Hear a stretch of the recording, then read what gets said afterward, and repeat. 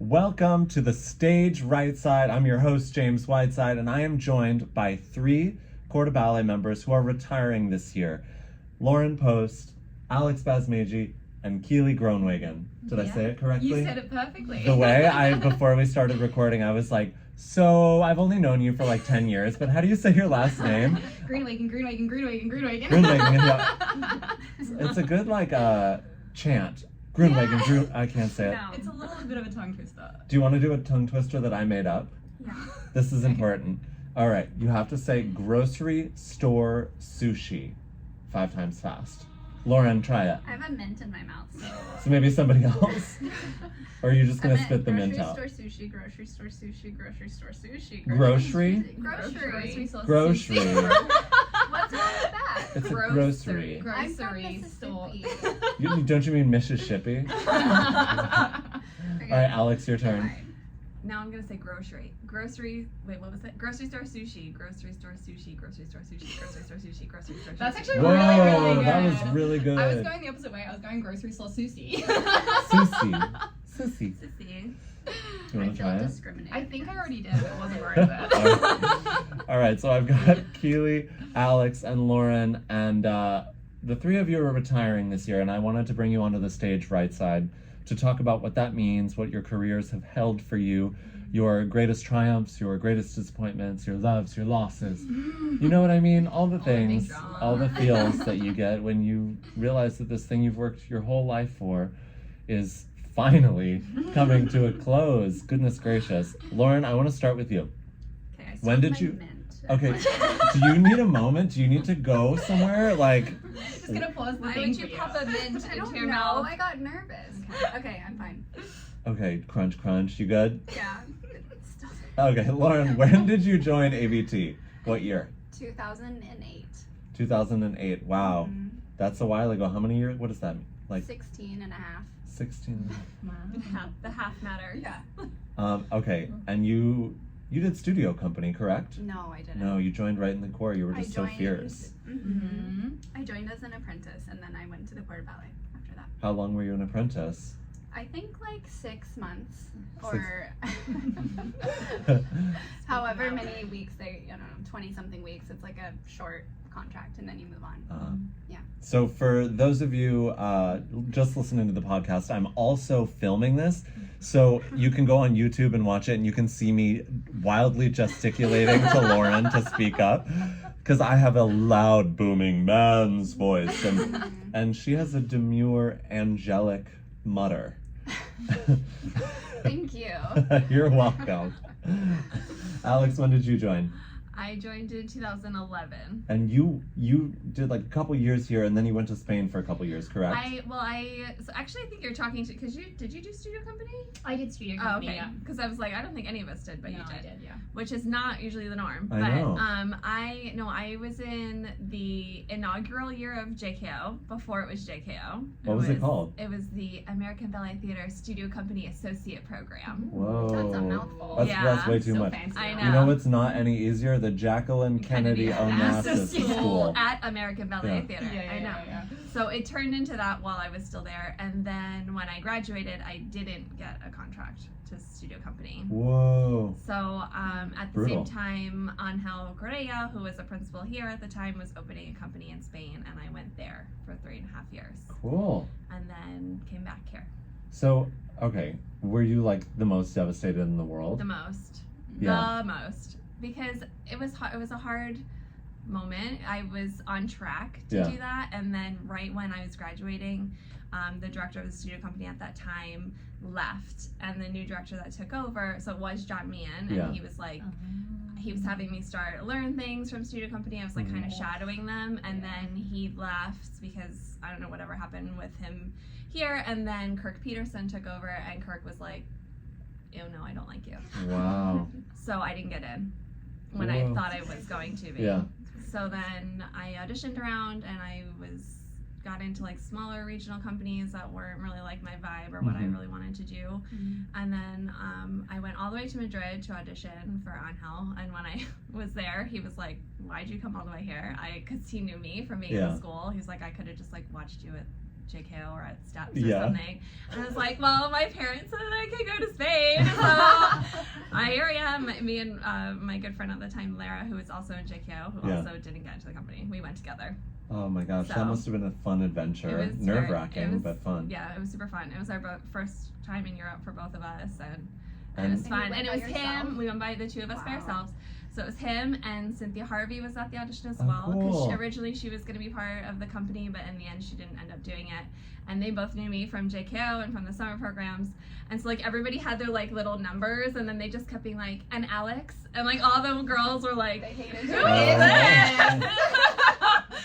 It was pretty crazy. Oh. Yeah, and then I actually had to talk to him right after the audition because I had a contract in Alberta Ballet Yeah. in Canada, and they were like, I asked them for an extension Yeah. to like let them know because I preferred Spain over Yeah. Canada. So Savage.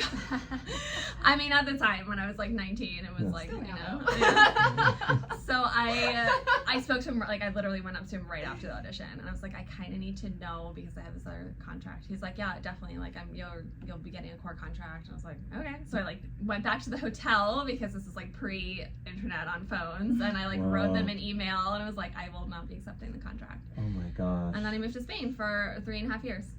And I always wanted to come back here. This was like always my dream.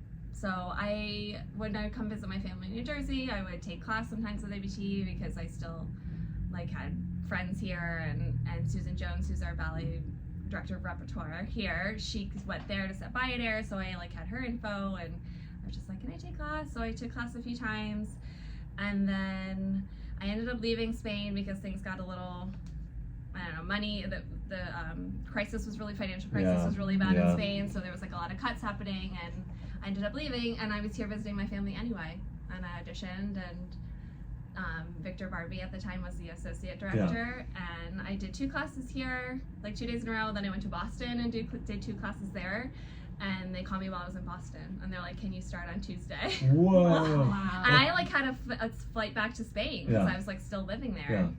And I was married already at that time, and To a Spanish man. to a Spanish man. So yeah, so I was like, okay. So he went back to Spain for a bit, and I stayed here, and then he came a couple months after. Whoa, that's cool. Yeah. I did not know that it was that like wham bam. Yeah. They're like, we need people for Bayadere and for Nutcracker. Are you okay doing just like a short-term contract? And I was like, okay. Yeah. And then it just never ended. Yeah. And here we are, That's the 13 years dream. later. Oh my gosh. Yeah.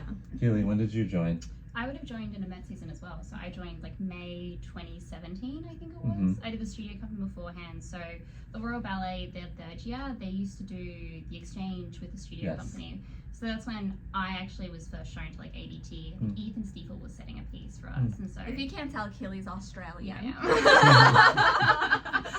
yeah, but it's sometimes people can't tell. Like the accent is like really, really gone.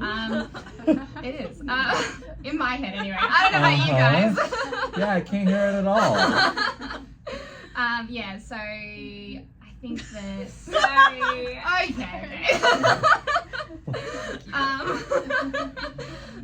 Yeah, so I think it was Ethan Stiefel setting a piece, and I was like, I really just liked the way that he worked and the way that the studio company was. Like, it was a lot more free than what I'd experienced at Royal. Mm-hmm. And I was like, I'd love to join the company, obviously. I'm in my 3rd year at Royal, I try and audition anyway. Mm-hmm. And Kate Lyden said she would take me because she was the director of the studio company at that time. Yeah, moved over there, did When that. was that? What year was that? End of 2016, maybe? End of 2017. Wow. Like that year was the Yeah. changeover. And then did the studio company for about 6 months. Mhm. And then they needed people for Met season. I think they were doing like Swan Lake, they were running out of girls as it goes during the Met season. And they picked me up from there. I've been with That's the company ever fabulous. since. Okay, so y'all have been with the company for a number of years, and you're hanging up the old boots this year. And I'm curious to know what being a corps de ballet member means to you. You've all done corps de ballet parts, you've all done featured roles. Like, why is having a corps de ballet like lifer so important for a company? It's a good question. I finished my mint. You'll be happy to hear. Everybody rejoice. Everybody out there in the to internet. articulate and project. I mean, I think we can all probably have different perspectives, but I think having like senior, mature corps de ballet dancers are so important because we often like set the stage for the full-length ballets and kind of set the tone and carry the story. And I think a lot of the acting and the choreography and just like the stagecraft is stuff that you learn over the years. It's not something you're taught in school. Even like, you know, dancing with others, breathing together, staying coordinated, all of that, it really is a practice, and it takes time to hone that skill. So I think it's really beneficial to have people who can do that very naturally and easily and have the experience to do it. Who was that for you when you joined? I mean, there were a lot of senior corps when I joined. There really were. There were Annie Maluski, Marianne Butler, Adrienne Schulte. Yeah, so many experienced senior women who I looked up to because we, you know, at ABT, we don't often have a lot of rehearsal time. And so being new can be really daunting because you're thrown into productions that you don't know, and you don't know where to go, and you don't know when to change, and blah, blah, blah. And these dancers just did it so, you know, inherently. It was, you know, just ingrained in them. So, something at ABT that I want to mention. We do ballets often. We do Swan Lake, Sleeping Beauty, Romeo and Juliet, Giselle, and oftentimes we have very little time to put these big productions together.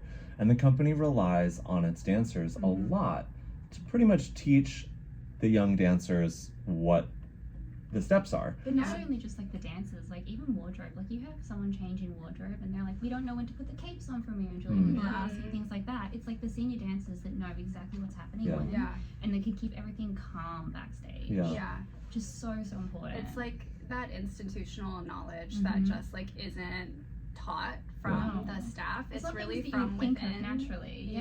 There's a lot of things too that you really only see and understand when you're in the thick of it. Like there's only so much a director of rep can see from the front, but we can really see much more when we're in, you know, whatever in the space. We can see who's struggling with staying in line, like because they only have one perspective, but we're like in the middle of all of it. So I think, and there's a lot of us and only one of them, so it's helpful to have people that you can turn to and be like, I don't know, you know, when do we change our foot, or when is this entrance, or what, and you don't have to always things like I remember like being in a diagonal in I think it's No, Giselle, and like you're the like, weird how one? do we like switch our legs and like putting your legs slightly out from behind you so that you can stay in line with that person, like things like that you're not taught in a ballet class. Like everything has to be in front or behind, and you're like, well, to make that work on stage, you do need to shift it out slightly. Things like that you just don't think of. Yeah, I always turn to the new, like, 'cause I feel like if there's new people behind or front or behind me in that, and it's like the big diagonal, I'm like, this is gonna feel really weird.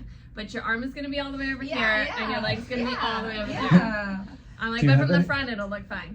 Do you have any stories about senior corps members, let's say, putting you in line? I think there was a generation before ours where there might have been a little bit more of sternness. Sternness is one word. I think we try to do it now from a more loving place, and that's what I've mainly because we just for sure. we want to look good. And though in the end of the day, like if one of us is out of line or doesn't look right, then it ruins our whole like what we're all aiming for. Well, I have to tell you a story. So I do therapy every Monday, like psychotherapy, I guess. Is that right? Is that what it's called? Therapy. Yeah, just therapy, whatever. And my therapist came to see Swan Lake, and she went on and on about how beautiful the corps de ballet was. She said, you know, it was a beautiful show, but the corps de ballet took her breath away. So I was like, well, what am I, chopped liver? You know? You're like, well, now I don't feel very good. But you're supposed to be helping me. It's very sweet. So all of that aside, I'm desperate to know, like, I want to start with the negative and then we'll move on to the positive because I like to finish on the positive. So I want to know some of the toughest things you've had to endure as a corps de ballet member, whether it be disappointment, rejection, just like the daily grind, the amount of shows you have to do, things like that. Kiely, I'd like to start with you. I think it is literally, I think I've had people come to me and tell me, like, I can't believe you're doing everything in class every day and like you're here every day. And I'm like, it's not like it's my job, but like being in class is to like improve your technique and improve like what you want to do on a daily basis and make that a lot easier for yourself. Mm. And like turning up for yourself every day like that when you're doing things like Romeo and Juliet, where you're like just acting on the side 90% of the time, that is really, really hard. And like making sure you maintain that in the quarter ballet is really, really hard. I found that. Yeah. Yeah. I have trouble doing that, and I have to do pirouettes. Alex? I think I had said this last week. You know, not many people set out to be in the corps de ballet. It's not like when you're young and in school, you're not like, oh, my goal is to do peasants in Swan Lake. That's just like the reality of what it is. That's, you know, the roles that you just kind of look past. And then even when you do join the corps, you're still looking at the soloist roles and all of those featured roles. Yeah. Because, you know, it's ingrained in us from little to be ambitious and goal oriented, and you forget the importance of what it is that the corps de ballet does. And I think with years staying in the corps and being in the corps, you appreciate that more. So there's like a rough patch in the corps that you go through when you're like so eager and want to do more, and you're not really present in what you are doing currently, and how that is. And that just being here is such an achievement. There are thousands and millions of dancers out there who would kill to just be in this company. Yeah. And then you're just like, well, I just want to do pas de trois. Like, I don't want to do aristocrats, but then the aristocrats are really important, and the dance is actually really hard, and it's full of really technical things. And so I think coming to the realization of what we mean within the company, it takes time, and it's a bumpy road to get there, because it is full of disappointment. You know, casting goes up and it's like, okay, I'm still just in the corps, I'm just doing the core things, and every now and then sometimes we get thrown a featured role to work towards and to help you sustain that motivation, self-motivation, all that stuff. But it is really important what we do. It really, like you said, like she came to see the show and she took away the corps de ballet. Like that was that's the other thing. That's the show we sell out most consistently is Swan Lake, and it's because of the beauty of the corps. Right. It really is. Right. Yeah. So it's hard, and when you do get those moments to shine, it's very nerve-wracking because it's like, okay, if I do this one, then maybe I'll get more, and or maybe it's like, and then maybe you don't, and then that's a whole nother level of disappointment. There's a lot of ups and downs. But I think to do like those like featured roles for yourself as well, I think is like really, really important. So it's not about like where it's going to take you or what that's going to do. It's more like, hey, like I want to do this really well, and like that's really important to me. It's and hard to do that. I mean, I feel like that just takes like so much maturity, and I'm not sure I'm there yet. I know, me neither. What about you? I mean, I agree with everything you guys said, and I think just, you know, the physical component of that is that the corps de ballet is on the majority of the shows. So you're in class in the morning, you're rehearsing all day, and then you're performing almost every single night, and your recovery time is very little. And then if you do get the opportunity to do a featured role, you're usually so exhausted that you're rehearsing that on top of all your current corps de ballet workload that you feel like you maybe don't even have like a fair shot of going into it, you know, as good as it could be, because it's sort of just on top of what you're already dealing with. So it's a lot of self motivation and like friend the community motivation. that comes part of it is like so incredible. It's gold. so incredible. What are some moments that you felt like what you were achieving was a true triumph, or you gained a lot of respect for yourself and your peers? Lauren, you start. I mean, I feel like for me, honestly, it was like my knee injury and like recovering from that. Talk about your knee injury. Tell us. I tore my ACL on stage at the Met Opera House. I didn't realize it was on stage.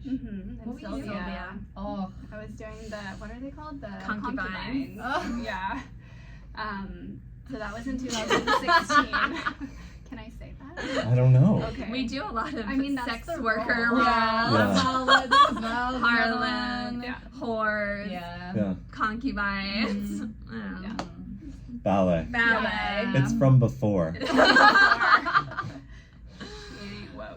But so I tore my ACL and I had like major knee surgery, and like the amount of work I had to put in to recover from that, and then recover in a really strong way, I felt like gave me so much confidence, and just I think it like showed me just like how resilient I am.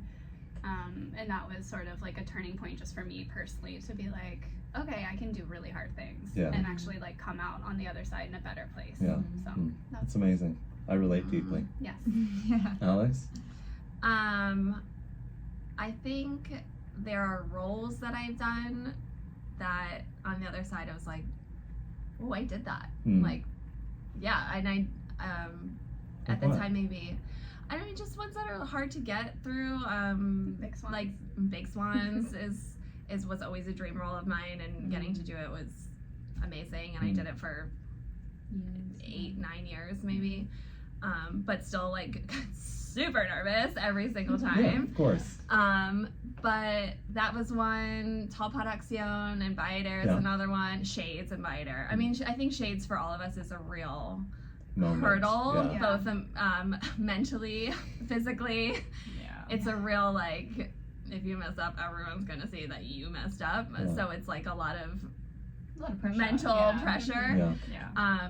And it's kind of nice because it's like we actually get like applause in the middle of the ballet for once when we finish the adagio.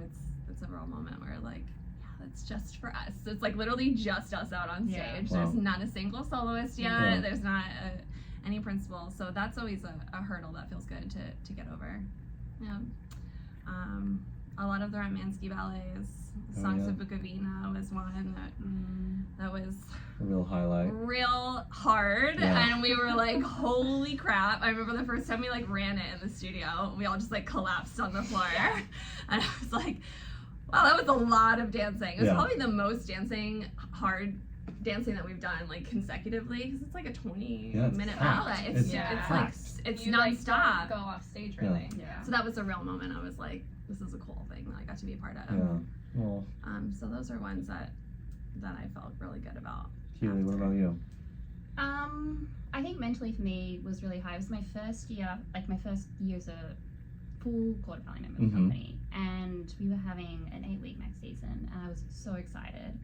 And I think I'd done all 8 like Swan Lake shows, Act 2. I think I'd done all 8 Shades. Then I'd done all 8 of the Maidens in Firebird. I was ready to go with Romeo and Juliet. It's like, it's going to be more chill. I'm so excited. And I was called into the office, and they were like, we've actually forgotten to renew your visa. You're working Illegally. They're like, you're done anymore. And you're done, and you need to stop being in rehearsals right now, and you need to fly back to Australia. And I was like heartbroken, and they were like, we'll try and get you back as quickly as possible, and like it's fine, because like you're like, okay, it's fine, they're trying to do the best thing, like they're trying to do the right thing. But then there's always this thing in the back of your head that's like, are they doing this on purpose? Like, am I supposed to like leave and like not come back? And like, what are they doing? And then they were like, we'll try and get you back for Biter, because I think they're doing Biter in LA after that. And I was like, we'll try and get you back for that. And I was sitting in Australia trying to keep my fitness up, knowing you guys are all doing the Met season. I'm like trying to do it and trying to come back, and they're like, you know what, we don't actually need you for LA anymore, so just come back when you're ready. And I was like, coming back after that, I was like, am I even supposed to be here? Like, are they really wanting you here? That was really hard mentally, I think, more than anything. I think especially just being new in the company. Yeah, because you don't feel established. Yeah, yet. not at all. It was like my first year. I was like, what am I doing? I mean, a career in ballet is, you never really feel like you can relax. No.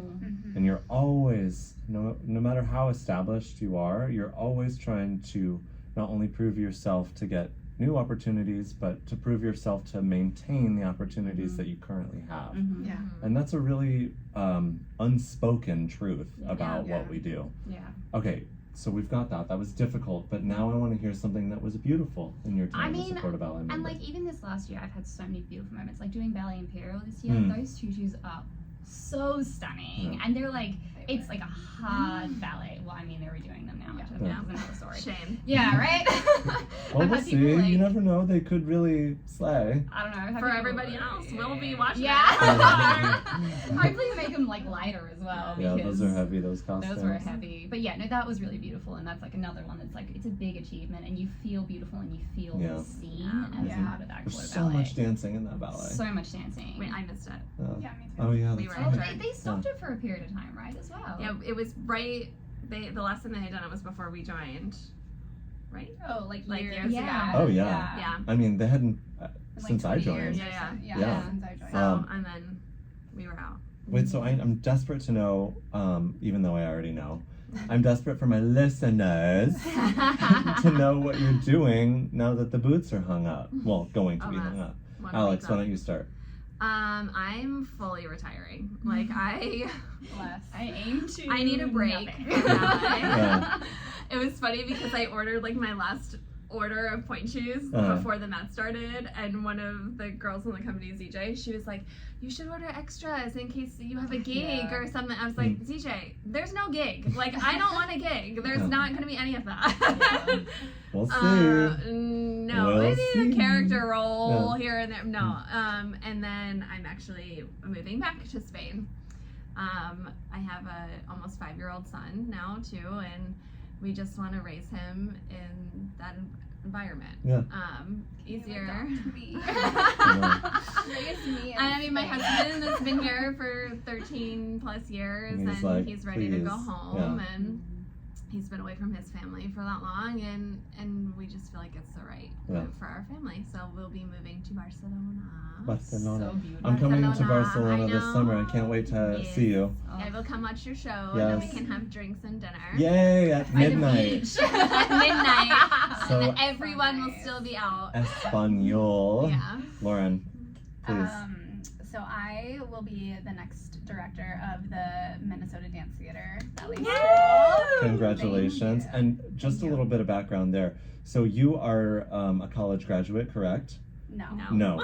Okay, but you've done a lot I've of done school. some college. Okay. Some college. Some college. I have done some middle school. So, So- We're doing great. Yeah. So tell me about the position and how did you get this job? Yeah, so it is the director of the school. It's the highest position in the organization currently. They used to have a professional arm of the company, but that's been paused for Mhm. now to really invest in the school. Mhm. And it's kind of crazy how it came about. I've known about this organization for years. It's been Mhm. around for like 63 years, I think, and I've actually taken class there when I was visiting Minnesota on layoff, and so I'm familiar with it. Mhm. And it's very established and well respected in Minnesota. But actually, my husband was on Instagram and was the one who saw like, oh, they're looking for a new director. You should definitely apply. We had already decided we wanted to move to Minneapolis. Yeah. That's where we have family, and likewise we have 2 little kids, and just wanted a slower pace. So yeah, he encouraged me to put my hat in the ring, and I went through a somewhat rigorous How many rounds? interview process. I did 3 rounds of interviews. Okay. Mhm. Scary. Sounds like corporate America. I'm good. Yeah. Oh, Bless pardon me. you. Oh, I'm sorry. That's okay. Bless me. And she won. And she won. She did. They chose her hat from the ring. Yeah. Well, Yeah. I'm excited to hear how all that goes. I want to come Thank visit you. you and go to the Mall of America. Anytime. I want to go ride a roller coaster inside. Everything is insane. Earth is crazy. Kiely, what about you? So I am moving to Toronto Mhm. as of next year. I'm finishing off my Bachelor of Laws. Yes. She will be So a lawyer. cool. I don't know about all that, but we're moving into that field, trying Mhm. to do something a little bit different. A little bit different. Just a little LOL. bit. Yeah, no, I've always been really interested in it. I've been studying it for 5 years now, Mhm. and I'm on to my last year. So tell me how the hell you managed to do school at this. Well, actually, I know how you do it because I see you every day in the lounge while everyone's playing video games. You're literally writing like Dissertation. Yeah. you have like a giant law book, and you're just I like, have so many giant law books. I like try to move them all. I'm like, do I need these? I don't Yeah. know, but am I gonna take them? Yes, because I spent so much Yes. money on them. Oh. This will be like a Right. family heirloom. can't they be stuff. digital? They are. So that's the other thing. Like half of them are actually physicals because they didn't want you to do it digital, and then COVID hit, and they were like, well, now everything's digital, so you have to have everything. Did you have to buy it twice? No. Oh, okay. Like there were like I usually get like one or two books every subject. So like depending on what time I did the subjects, like I either have ebooks or I have like physical books. I actually prefer the physical books because I feel like so proud. Yeah, of course. I'm like, oh my god, look what I read. It's so cool. I'm so impressed. I And know. Yeah, It's so crazy. it's really unrelatable. Like when I think about so the many people that study. I now. know. It's pretty insane. I don't understand either. I don't know yeah, either. Me either. I'm not a school. I don't get it. person. And you're so good at ballet, and I see you do ballet, and I'm like, how can she do both? Yeah. That's what I think about a lot of the dancers here, though. Like, they manage mind-blowing. everything so... I mean, but even you guys like, taking care of whole families outside of I know. this. And I'm like, how are you managing all of that, plus, like, also doing your job the way you do it? It's pretty insane. And me, because I have, like, 2 cats. It's so crazy. It's so crazy you what I can do. You had, like, 100 other endeavors. Wrote a whole book, didn't you? Yeah. With my middle school education. Yeah, exactly. What are you talking about? I got jokes though. Okay, I have so many questions for you, but we're running out of time.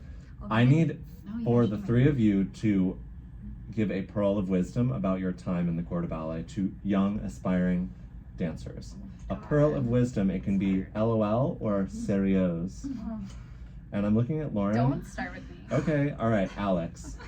Something that you feel like is an important thing for people to hear that maybe someone never told you. I think, kind of to piggyback off of what I said before, is the importance of what the corps does, and then to don't be shy. I know it's hard because there are just some people who are more introverted, and that's fine, but when you're in performance mode or in the studio, to allow yourself to show the emotion of what is happening in the story, whether that's while you're dancing or in all of the in-between bits. I really feel like that was something I always loved doing, and I feel like it got me further in my career than just executing the steps. Yeah, because I've never considered myself a technician of ballet in any shape or form. I don't do 1,000 pirouettes, my leg doesn't go up to my ear, but I love to perform, and I love to act and feel what I'm dancing, not just leave the drama. Not just like lift my arm into a position. I think there's a purpose for every step, and just taking the time to know what that is and to understand what that is. It really can elevate your dancing in a way that just training really can't.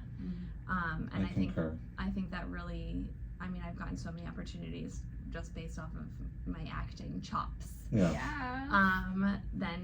dancing, and then those ones led to dancing ones because they were like, actually she can do things, and then it became dancing character roles, and then it just became dancing roles, and so that was like kind of a way to step out of the crowd that I feel like a lot of people don't really talk about. It's just like people try to drill, I'm just gonna do as many turns as I can, or especially in ABT when we're doing primarily story ballets. So it's like the bulk of what we do. And like, isn't that the point of dancing? It's an art form. Like, it should make you feel something. People are coming to see it to feel something. Yes. Completely. So you should be doing that as well.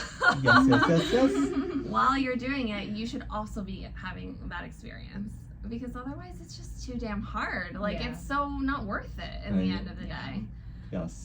So that's something that I feel like people don't talk about. I wish I had a cowbell for like when something's really hitting to be like ding ding ding ding ding ding ding ding, I try when I teach every now and then, like especially with the level it's like pre-pro, like right before you're to enter, I really try to emphasize artistry in class, because and that's when it starts. There's like a big gap between what you do in class and when you join a company, because it's not the same. You can do a perfect arabesque, but if you're doing it without like feeling like a swan or looking like a willy or what, I'm like, okay, like you can do an arabesque, okay? Congrats. So I think that's my pearl of wisdom. That's beautifully said. All right, I'm sorry, Lauren. It's your turn. Okay, I'm ready. Are you, So you done, gotta follow that. I need are you another done with your mint. mint? I'm done.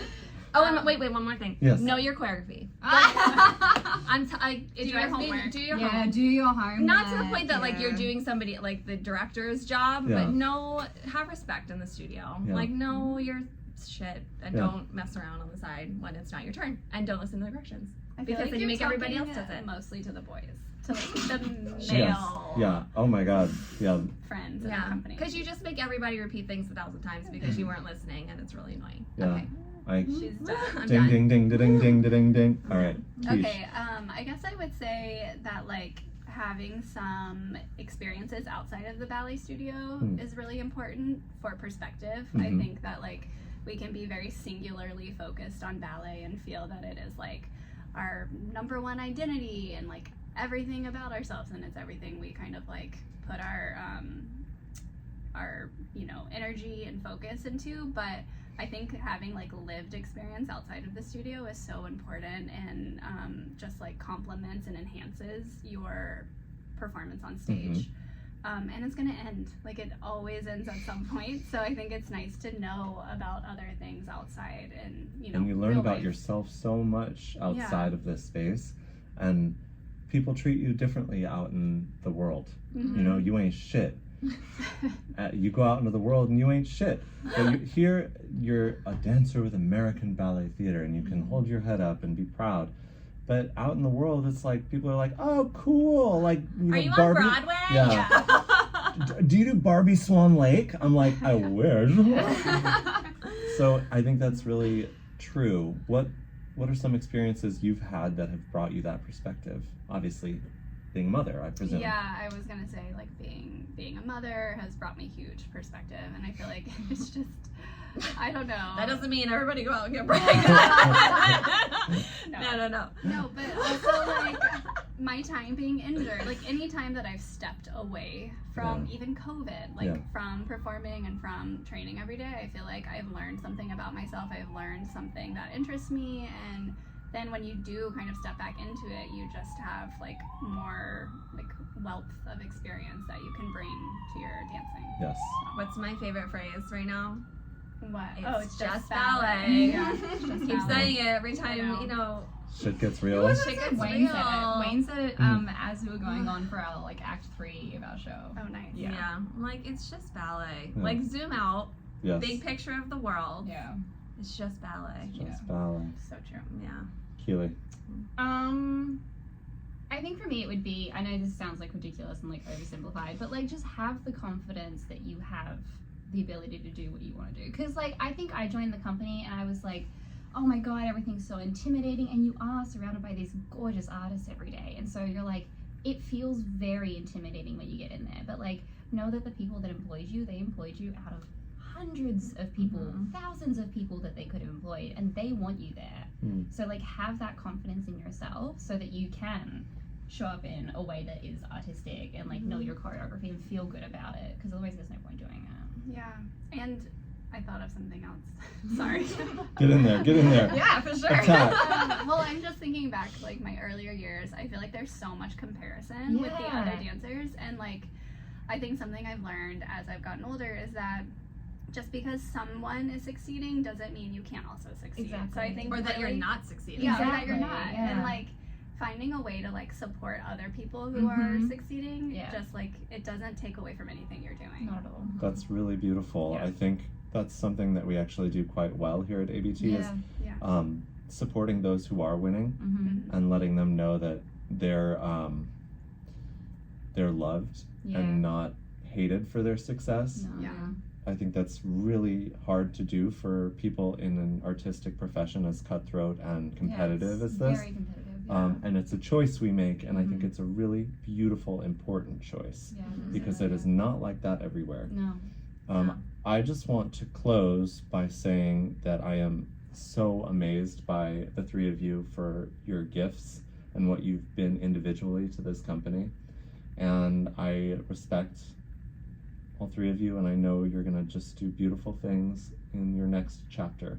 So cheers. I hope everyone out there has a glass of water or a glass of whiskey, and we're gonna do a quick toast to these three ballerinas. Cheers! Yay.